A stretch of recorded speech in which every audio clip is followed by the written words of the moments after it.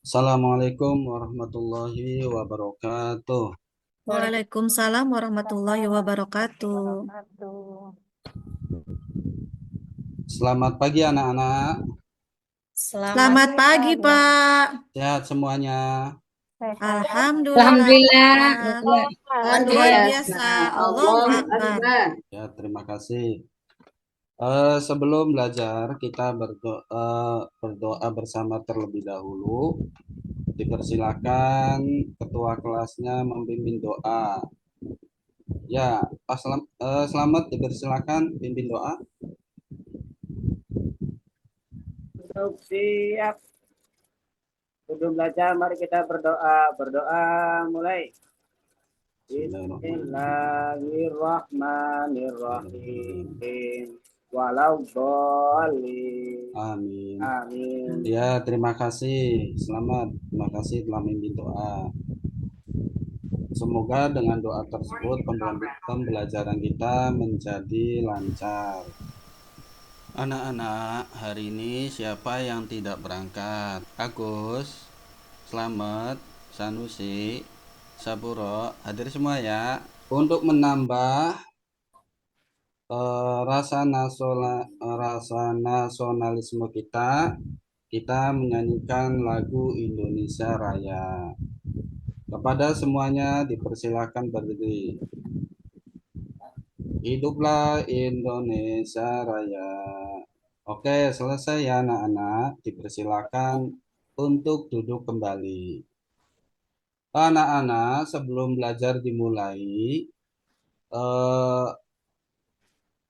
pembelajaran pada waktu kemarin, minggu kemarin kita sudah belajar tentang zakat. Zakat itu ada berapa anak-anak? Ada dua ya, Pak? Pak. Ada berapa? Oh iya, ya ada dua. Masih ingat berarti. Oke, sekarang kita pada materi baru, yaitu tentang menyayangi anak yatim dalam surat Al-Ma'un. Dalam pembelajaran kali ini, tujuan pembelajaran yaitu anak-anak diharapkan bisa membaca surat Al-Ma'un. Sebelum pembelajaran dimulai, Bapak ada pertanyaan sedikit. Yang pertama, yaitu apa ayat pertama surat Al-Ma'un? Ada yang bisa? Lupa, Pak. Ayo, ada yang bisa enggak? Ayo. Yang pertama surat Al-Ma'un adalah Aro'aitalladzi yukadzibu Ibu Bu Bidin. Bidin. Kemudian pertanyaan kedua, ada berapa ayat dalam surat Al-Ma'un? 5, Kalau Pak. sering ngaji, ayo masih ingat enggak? Kalau nggak salah ada 5 ya, Pak ya. Oh, masih kurang tepat. Ada Salah 7 lupa, anak-anak. Pak. Soalnya Ya, kemarin belajar. bisa pahami. Jadi ayatnya ada tuh Ada 7. 7. Oh ya, Pak. Oke. Ingat ada 7. Sebelum Bapak jelaskan tentang materi menyayangi anak yatim ini, Bapak akan membagi dua kelompok dulu, yaitu yang sudah Bapak bagikan dari kemarin, kelompok barat dan kelompok timur. Iya, Pak. Kelompok satu, kelompok barat, dan kelompok dua, kelompok timur. Oke, Bapak bagikan soal LKPD-nya sekaligus soal untuk kelompoknya. Bisa dipahami anak-anak, nanti setiap dari kalian mencatat materi yang Bapak sampaikan. Yang penting dicatat nanti untuk menjawab daripada pertanyaan yang ada di LKPD-nya. Bisa dipahami anak-anak? Paham, Pak? Bisa. Oke, Bapak jelaskan.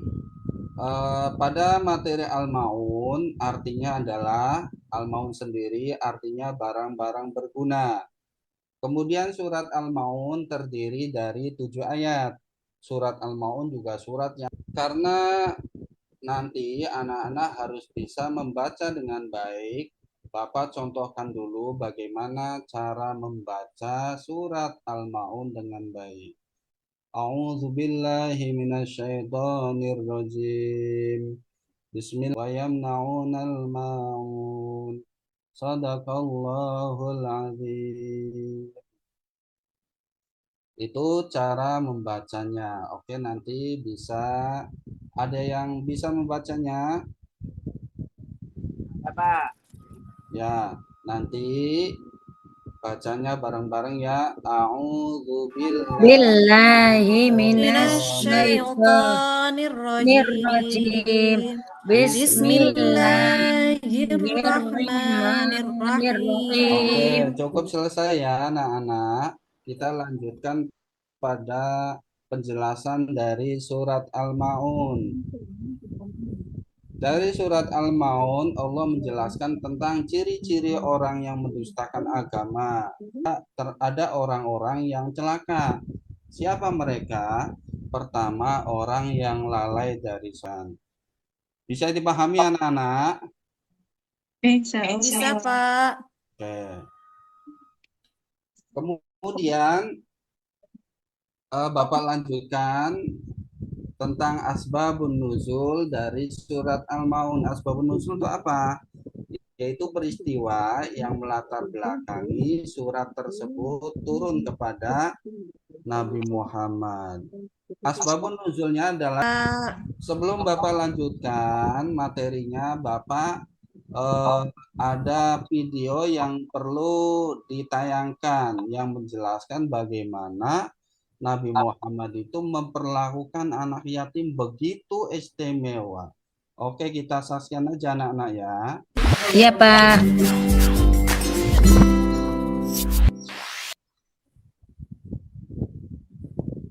Ketahui, Nabi Muhammad menaruh perhatian yang sangat besar terhadap anak-anak yatim. Pada suatu hari raya, Nabi Muhammad pergi keluar rumah untuk melaksanakan sholat Idul Fitri, sementara anak-anak sedang bermain dengan gembira di jalanan. Namun di kejauhan, tampak seorang anak kecil duduk berseberangan dengan mereka yang sedang bermain. Dengan pakaian sederhana dan tampak murung, ia menangis terseduh.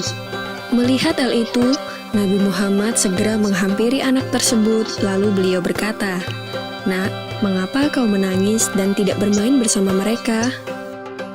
Anak kecil itu tidak mengenali bahwa orang dewasa yang sedang berada di hadapannya adalah Nabi Muhammad yang merupakan utusan Allah. Ia pun menjawab, "Paman, ayahku telah meninggal." Ia mengikuti Nabi Muhammad dalam menghadapi musuh di sebuah pertempuran, tetapi ia gugur dalam medan perang tersebut.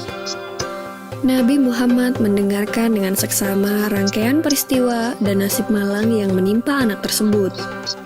Anak itu pun melanjutkan ceritanya. "Ibuku menikah lagi.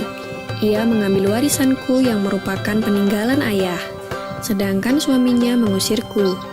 Kini aku tak memiliki apapun, dan hari ini aku melihat teman sebayaku merayakan hari raya bersama ayah mereka.